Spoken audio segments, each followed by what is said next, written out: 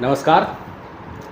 સંકટ સમયની સાંકળ કે જેના અંડર મામાનું ઘર ચાલે છે અહીં પાલનપુરના સદરપુર ગામમાં, અને એને છેક શરૂથી વ્યવસ્થિત રીતે મેનેજ કરી અને અત્યારે દીકરીઓની જે લાઈફ છે એ સારી રીતે પોતાના જીવનના લક્ષ્યને પ્રાપ્ત કરી શકે એ માટે અહીંના જે સંચાલિકા છે પ્રિયંકાબેન, એ આજે આપણી સાથે છે અને એમણે પોતાની લાઈફને કેવી રીતે આ સેવાની અંદર પરોવી એ સંદર્ભે આપણને આજે વિસ્તૃતમાં માહિતી આપશે. પ્રિયંકા મેડમ, સૌથી પહેલાં તો આપ અમારા દર્શકોને આપના વિશે ટૂંકો પરિચય આપો. જી, સંકટ સમયની સાંકળ મામાનું ઘર આપણે ચલાવીએ, જે કહી શકાય કે દીકરીઓ માટેનું એક સરસ મજાનું મેં ઘર બનાવ્યું છે, જેમાં એમનું રહેવાનું, જમવાનું અને ભણવાનું આપણે ફ્રીમાં કરીએ છીએ.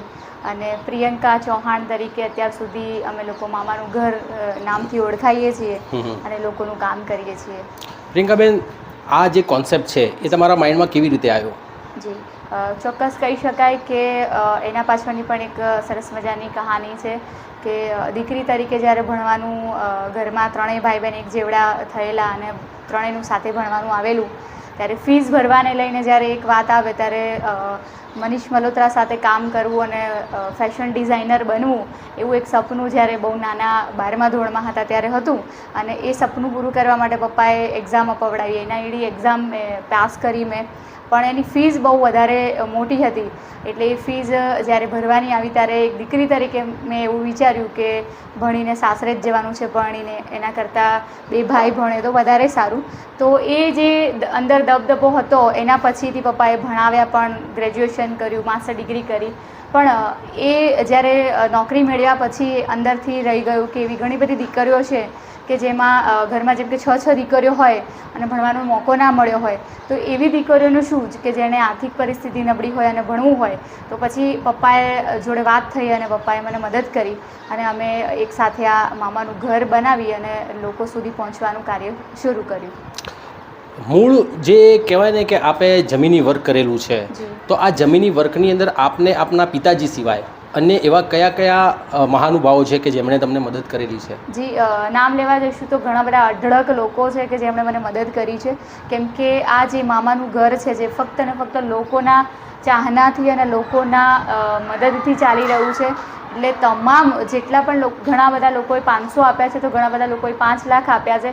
એવા અઢળક દાતાઓ છે કે જેમણે અમારે ત્યાં અત્યારે આપણે જ્યાં બેઠા છીએ એ સંસ્થા પણ મને લોકો દ્વારા જ બનાવવામાં મદદરૂપ થયા છે. એટલે તમામ જેટલા પણ દાતાઓ છે, જેટલા પણ લોકો જોડાયેલા છે, એ બધાએ મને મદદ કરી છે. એટલે ઘણા બધા લોકો છે જેઓ આપણા સાથે જોડાયેલા છે. કેટલા વર્ષથી અહીંયા સંસ્થા ચાલે છે? જી, આ જગ્યા ઉપર આપણે 3 વર્ષથી છે. આમ આપણે આ સંસ્થાને બનાવે 5 વર્ષ થઈ ગયા અને અત્યારે આ સદરપુર ગામમાં આપણે 3 વર્ષથી છીએ. પ્રિયંકાબેન, આટલું મોટું વર્ક લઈને આપ અહીંયા બેઠા છો, આપનું પોતાનું વિઝન શું છે?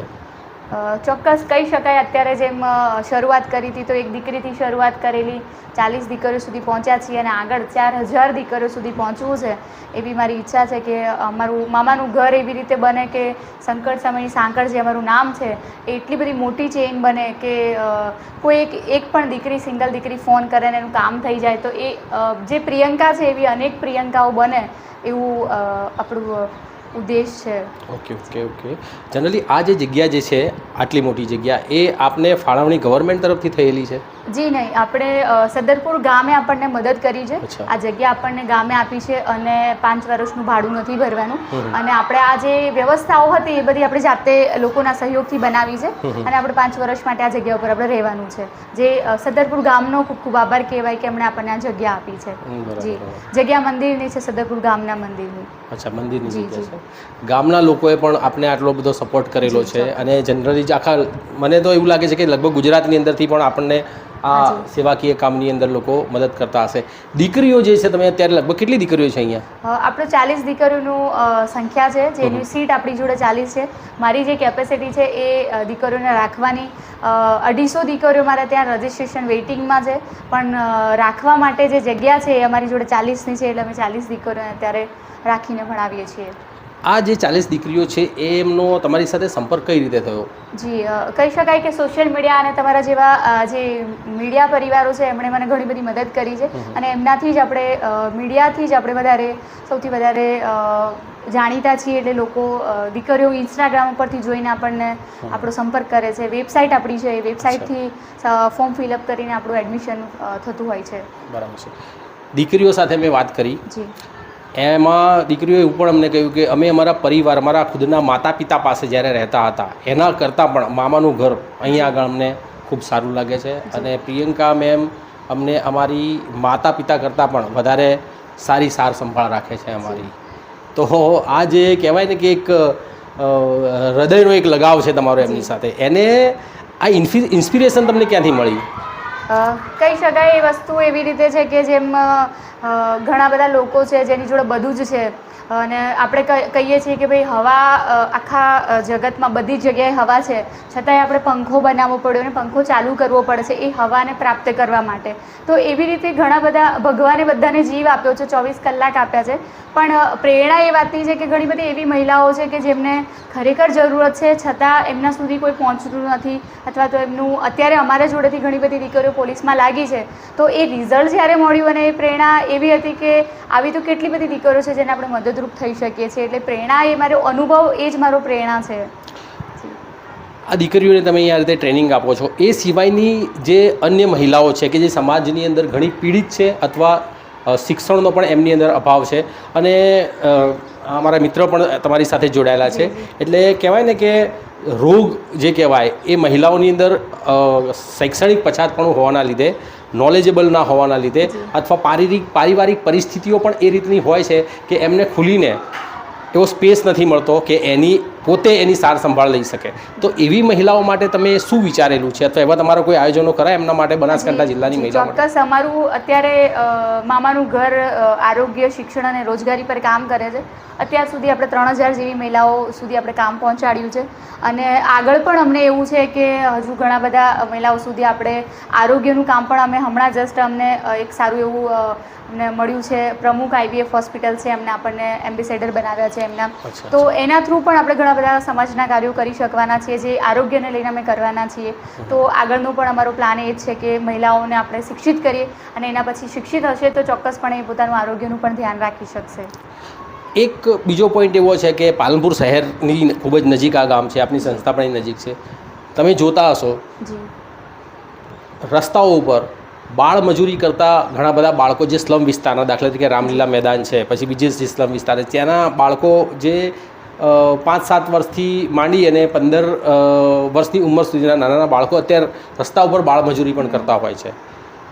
આપણી ભાવના ખૂબ જ સારી છે વિદ્યાર્થીનીઓ માટે. તો આ રીતના જે બાળ મજૂરી કરતા બાળકો છે કે જેમને શિક્ષણ નથી મળી શકતું, જે ખરેખર દેશનું ભવિષ્ય છે, પણ એમને કોઈ સપોર્ટ નથી, તો એમના માટે તમે પોતે અથવા તો એવી કોઈ ચેનલ છે કે જેના દ્વારા તમે એમનો કોન્ટેક્ટ કરાવી શકો, એ રીતના તમારા કોઈ આયોજનો ખરા? હા, ચોક્કસ. અમારી સાથે ઘણા બધા એવા લોકો જોડાયેલા છે, જેમને તમે વાત કરી અત્યારે તમારા દોસ્ત છે નરેશભાઈ, એ પણ ઘણું બધું બાળકો માટેનું કામ કરી રહ્યા છે. તો અમારી જોડે એવી ઘણી બધી સંસ્થાઓ પણ છે કે જેમ કે અમારું કામ છે ફક્ત દીકરીઓનું કામ કરવાનું છે, તો અમે દીકરીઓના શિક્ષણને લઈને કામ કરી રહ્યા છે.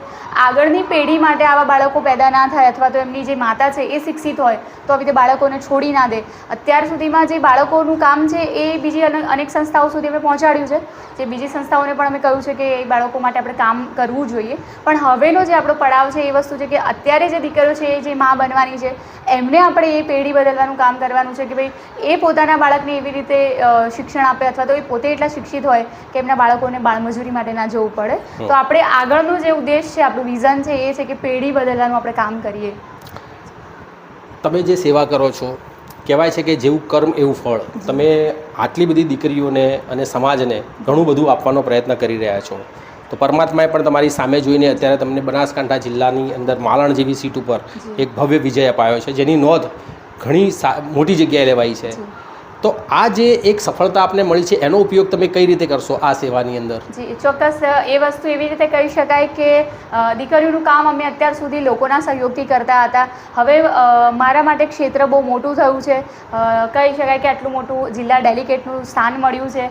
તો એક દીકરી તરીકે મારા સમાજને પણ આજે એક ગર્વનો અનુભવ થઈ રહ્યો છે. તો આગળ અમને સામાજિક રીતે અને આજે અમારું સંસ્થાને લઈને અથવા તો સમાજોના જે કામ કરવાના છે એમાં મને મોટું ક્ષેત્ર એટલે માટે મળ્યું કે પાર્ટી અથવા તો જે સરકાર છે એની સાથે રહીને મારા સમન્વય સાથે કામ કરવાનું છે. અત્યાર સુધી મારું ક્ષેત્ર બહુ નાનું હતું, પણ હવે ઘણા બધા લોકો ઓળખતા થયા છે, ઘણા મોટા મોટા વ્યક્તિઓ અમારી સાથે જોડાયા છે. તો અમને એ વાતનો ઉમ્મીદ પણ છે કે આગળ સરકારની ઘણી બધી યોજનાઓ સાથે અમે જોડાઈએ અને મોદી સરકાર, આપણા જે મોદી સાહેબ છે એમનું પણ એક સપનું છે બેટી બચાવો બેટી પઢાઓ અને આત્મનિર્ભર બનો, એ મહિલાઓને આત્મનિર્ભર બનાવવાનું જે સપનું છે એ ચોક્કસપણે મને એવું છે કે અમે એમાં કંઈક ખિસકોલી રૂપે એક ભાગ ભજવીએ અને કંઈક નાનું કામ કરીએ. તો હા, બરાબર છે. હવે જનરલી તમે આ જે પ્રચાર દરમિયાન તમારા જે મત વિસ્તાર છે એના ઘણા બધા ક્ષેત્રોમાં અથવા વિસ્તારોમાં તમે ફર્યા હશો, તો એવી કઈ કઈ સમસ્યાઓ તમારા ધ્યાનમાં આવી કે જે તમને ખરેખર ટિપિકલ લાગી કે, અને ટિપિકલ કરતાં પણ કહેવાય ને કે એ એવી તકલીફો છે કે જેનું સોલ્યુશન તો ઇઝી થઈ શકે છે, પણ હજી પણ એ લોકોને એની સેવા નથી મળી શકતી, એવી કઈ કઈ બાબતો તમારા ધ્યાને આવી છે? અત્યાર સુધીમાં તો મારા જે ગામડાઓ છે ઘણા બધા સરસ મજાના વિકસિત ગામડાઓ છે, પણ ક્યાંક ને ક્યાંક એ વસ્તુ આપણે નોટ કરી શકીએ કે ઘર વિહોણા ઘણા બધા લોકો છે. તો એમને અત્યારે સરસ મજાની આવાસ યોજનાઓ ચાલી રહી છે. તો ચોક્કસ અમે સરકાર સુધી એ વાત પહોંચાડીશું અને જેટલા પણ અમારા મત વિસ્તારમાં પણ ઘર વિહોણા જે લોકો છે એમના સુધી ઘર પહોંચે, જેમ મામાનું ઘર છે એવી રીતે બધાના પોતાનું ઘર હોય એવું અમે એક નોંધ કરેલી છે. તો એ વધારે લોકો સુધી અમે પહોંચી શકીએ અને ઘર આપી શકીએ એવું અમારું આ વખતનું પ્લાનિંગ છે. પ્રિયંકાબેન, પોલિટિક્સમાં આપના ગોડફાધર કોણ છે કે જેના લીધે આપ પોલિટિક્સમાં આવ્યા છો? જી, હું એવી રીતે મીડિયામાં એ નામ નહીં આપી શકું, કેમ કે ગોડફાધર નો રોલ ભજવનાર ઘણા મહાન વ્યક્તિ છે અને એમનું નામ લેતા પછી બીજા ઘણા બધા એવા થઈ શકે છે, પણ ચોક્કસ એ ગોડફાધરના કારણે જ આજે હું આ જગ્યા પર છું. તો એમનો એ ખૂબ ખૂબ આભાર છે. ટિકિટ મળી છે ત્યાંથી લઈને અત્યાર સુધી સાથે છે, ટિકિટ અપાવનાર પણ એ પોતે જ છે, એટલે એમનો ખૂબ ખૂબ આભાર. સોરી, હું નામ નહીં આપી શકું. કોઈ વાંધો નહીં, એ કંઈ એવું નથી. મેં તમને આ પ્રશ્ન એટલા માટે પૂછ્યો કરતું કે હાલની જે પરિસ્થિતિઓ છે એ પ્રમાણે વડગામની જે વિધાનસભા છે એની અંદર એક એજ્યુકેટેડ અને ઇફેક્ટિવ કહી શકાય કે જે પબ્લિક માસને અપીલ કરી શકે એ ફેસ તરીકે તમારી ચર્ચાઓ હવે પબ્લિકમાં થવા માંડી છે અને વિધાનસભા લગભગ 1.5 વર્ષની અંદર જ નજીક છે. તો એ ક્ષેત્રની અંદર આપના જેવા હાઈ ક્વોલિફાઈડ અને આ રીતની ભાવના ધરાવતા કે જેણે કંઈક સમાજ માટે કંઈક મરી પરવારવું છે, કંઈક કરવું છે, એવા લોકોને અત્યારે પાર્ટી પણ સ્પેસ આપતી હોય છે, તક આપતી હોય છે. તો એ સંદર્ભે આપના શું આયોજનો છે? જી, અત્યારે તો હું એ વિષય ક્યારેય વિચાર્યો પણ નથી અને આગળ વિચારવાનું મને વિચારવા માટે જો મજબૂર કરશે તો મારા મતદારો છે. એટલે હું સૌથી મોટા મારા પોતાના જે ગણી શકાય તો એ મતદારો છે. મતદારોએ અત્યાર સુધી પણ મને મત આપી અને અહીં સુધી પહોંચાડી છે. તો સૌથી મહત્ત્વનો ભાગ તો મતદારો ભજવશે કે ભાઈ ગામડે ગામડે લોકચાહના જે છે એ જો બેટર અને વધારે હશે, આપણે કામ સારું કરેલું છે તો ચોક્કસપણે આપણું ક્યાંક ને ક્યાંક આપણું નામ આવશે અને એ લોકો જ રજૂ કરશે. આપણે મને એવું લાગતું નથી કે પ્રિયંકાએ પોતે બોલવાની જરૂરત ક્યાંય પડવાની છે, કેમ કે મતદારો જ છે એમણે જ આ વસ્તુ નોટ કરેલી છે. આપણું કામ, આપણું જે કાર્યક્ષેત્ર છે એ બધાએ જોયેલું છે. તો એના ઉપર મને ભરોસો છે કે જે પણ અમારા મત વિસ્તારના લોકો છે, જેટલા પણ મતદારો છે, જેટલા ચાહકો છે, એ લોકો જ નક્કી કરશે કે આપણે આગળ ક્યાં પહોંચીશું. સમાજ અને જિલ્લાની મહિલાઓને શું સંદેશ આપવા માગો છો આપ? ચોક્કસ સમાજને હું એક જ વસ્તુ કહીશ કે અત્યારે સૌથી મહત્ત્વનું પાર્ટ આપણો શિક્ષણનો કહી શકાય છે. હું જે સમાજથી છું એ સમાજમાં અત્યારે ઘણા બધા મહિલાઓને શિક્ષિત બનવાનું છે. એટલે સૌથી મહત્ત્વની વાત હું સમાજને, મતદારોને, અનેક લોકોને, ગુજરાતના જેટલા પણ લોકો આ જોઈ રહ્યા છે બધાને મારી આ એક જ અપીલ છે કે પોતાના બાળકને અથવા આજુબાજુવાળા જેટલા પણ લોકો છે બધાને શિક્ષિત બનાવો, તો ઓટોમેટિક તમારું આપણને જેટલા પણ પ્રોબ્લેમ આવી રહ્યા છે તમામ પ્રોબ્લેમનું સોલ્યુશન ચોક્કસપણે શિક્ષણથી જ આવશે. રોજગારી માટે અત્યારે જનરલી જે દેશની આર્થિક પરિસ્થિતિઓ છે, દેશની નહીં આખા વિશ્વની વાત કરીએ તો આર્થિક સંકળામણો ઘણી વધી ગઈ છે. બનાસકાંઠા અને ખાસ કરીને પાલનપુરની અંદર હાલ દૂધનો જે વ્યવસાય છે એનાથી બીજો કોઈ વ્યવસાય નથી કે જેની અંદરથી લોકો પોતાના પરિવાર પૂરતું પણ કમાઈ શકે. તો એવા કયા ઉદ્યોગો છે કે જે પાલનપુર અને બનાસકાંઠામાં સ્થાપી શકાય જેનાથી લોકોને રોજગારી મળે અને પોતાના જીવનને નિર્વાહ વ્યવસ્થિત રીતે કરી શકે? જી ચોક્કસ એ વસ્તુને લઈને સર્વે પણ થોડોક અમારાથી થયેલો છે અને મને એવું છે કે આપણું ડીસા ગણાય જે સૌથી વધારે મહત્ત્વનું બટાકાથી ઓળખાય છે. તો આગળ અમને એવું છે કે જેમ દૂધ ઉત્પાદન માટે આપણે ઓળખાઈએ છીએ અને એશિયાની સૌથી મોટી ડેરી બની છે, એવી રીતે બટાકાની જેટલી પણ પ્રોડક્ટ્સ છે એ આપણા બનાસકાંઠામાંથી બને અને અમારી મહિલાઓ જે છે એ આ ફેક્ટરી સાથે જોડાય અને કામ સાથે જોડાય અને અનેક મહિલાઓને રોજગારી પણ મળે અને લોકો સુધી કામ પહોંચે. એટલે કદાચ આગળનો એ અમારો પ્લાન રહી શકે કે આપણે ડીસા અને બટેકા એ બે વસ્તુ ઉપર આપણે કામ કરીએ અને લોકો સુધી પહોંચીએ. આજનું જે યુથ છે ને પ્રિયંકાબેન, કે એ જનરલી સરકારી નોકરી માટે તૈયારી કરતું હોય છે. તો બધાને તો સરકારી નોકરી મળવાની નથી. તો એવા કયા સ્કિલ બેઝ કોન્સેપ્ટ છે કે જેની ઉપર આજના યુથને કામ કરવા માટે અને એ ક્ષેત્ર જે છે કે જેની અંદર સ્કિલ બેઝ વર્ક થઈ શકે એમાં તૈયારી કરવા માટે અમને તમે સંદેશ આપશો? યુવાનોને સૌથી મહત્ત્વની વાત એ કરવાની કે અત્યારે વધારેમાં વધારે યુવાનો જોડાઈ રહ્યા છે ઇન્સ્ટાગ્રામ, ફેસબુક અને યુટ્યુબ. તો સૌથી વધારે જો તમે વધારે એજ્યુકેટેડ બનવા માગો તો હું માનું છું કે ગ્રાફિક ડિઝાઇન અને આ સોશિયલ મીડિયાનું જે ક્ષેત્ર છે બહુ જ મોટું છે. અત્યારે આપણે એઆઈની દુનિયામાં હવે આગળ વધવાના છીએ. તો મારું તો માનવું એવું છે કે સ્પર્ધાત્મક પરીક્ષાની તૈયારી જે દીકરીઓ અથવા જે પણ સ્ટુડન્ટ્સ કરી રહ્યા છે એ બધાના માટે એ વસ્તુ મહત્ત્વની ગણાય કે તમે ઘરે બેઠા પણ કામ કરી શકો છો. ઘણું બધું આગળ પોતાનું ક્ષેત્ર વ્લોગર પણ બની શકાય છે. એ એક નાની વસ્તુથી શરૂઆત થયેલી હોય પણ ઘણી મોટી કાર્ય કરતી હોય છે. તો ઘણા બધા એવા અત્યારે આપણા સરકારના પણ ઘણા બધા આવ્યા છે, કોર્સીસ આવ્યા છે જે તમે ભણી અને એમાં આગળ વધી શકો છો, જેનાથી રોજગારી તમે બહુ ઇઝીલી મેળવી શકો છો. છેલ્લો પ્રશ્ન, આપ એક યુવા નેતા છો, તો બનાસકાંઠા અને ખાસ કરીને ગુજરાતની પણ વાત કરીએ તો જે યુથ અત્યારે પોલિટિક્સ સાથે જોડાયેલું છે, રાજકીય પાર્ટી સાથે જોડાયેલું છે, એમને તમે શું સંદેશ આપશો અને કઈ રીતે રાજકીય ક્ષેત્રની અંદર સેવા કરવી અને કેવી રીતે આગળ વધવું એ માટે એમને કોઈ સલાહ અથવા સૂચન આપી શકો? જી, સૂચન ના કહી શકાય કેમ કે મારું પણ આ ફર્સ્ટ સ્ટેજ છે જ્યાં રાજકારણ અને મામાના ઘરને કોઈ દૂર દૂર સુધી લેનદેન નહોતી. પણ છતાં પણ અગર આપણે હવે રાજકારણમાં આવ્યા છીએ તો યુવાનોને મારી એક જ અપીલ છે કે કામ કરતા રહો. ચોક્કસપણે આ ભારત સરકાર તમારી નોંધ ચોક્કસ લે છે.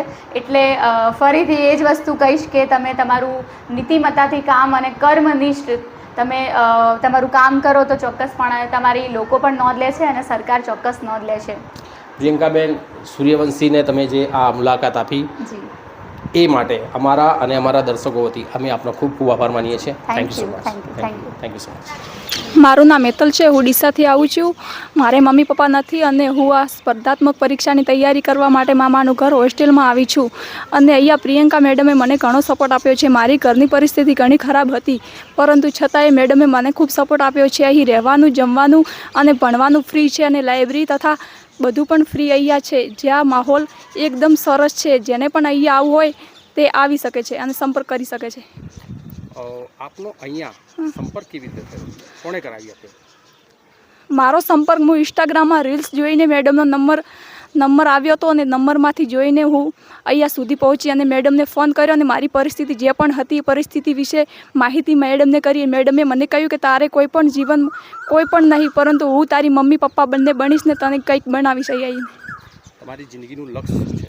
મારું જિંદગીનું લક્ષ્ય એમ છે કે હું પીએસઆઈ અથવા પોલીસની પરીક્ષા ગમે તે એક આધી પરીક્ષા પાસ કરીશ. મારું નામ પરમાર અનિતાબેન દશરથભાઈ છે. હું દાંતીવાડા તાલુકામાંથી આવું છું. મારો અહીંયા સંપર્ક એવો થયો કે હું પહેલાં આદર્શ નિવાસી કોલેજમાં અભ્યાસ કરતી, ત્યાંથી જ મને આ મામાનગર હોસ્ટેલનો સંપર્ક હતો. પછી મારે અહીંયા આવવાનો સમય લગભગ 6 મહિના જેવો થઈ ગયો છે. 6 મહિનાથી મને અહીંયા ઘર જેવું જ વાતાવરણ મળે છે. હું ઘરે જાઉં ત્યારે પણ મને ગમતું નથી, કારણ કે આ માહોલ જ એવો છે કે ઘરનું વાતાવરણ પણ મને ગમતું નથી. મારા મમ્મી પપ્પાને એવું જ કહું છે કે મારે 2 દિવસ જ ઘરે રહેવું છે, પછી મારા મામાના હોસ્ટેલમાં જવું છે. હવે લગભગ મને 20 દિવસ બાકી છે 6 મહિના થવામાં અને મારે ઘરે જવાનું થાય છે. તો હું મારી બેનપણીને એક જ વાત કહું છું કે યાર મામાનું ઘર છોડીને જવું પડશે તો રૂવું આવી જાય છે.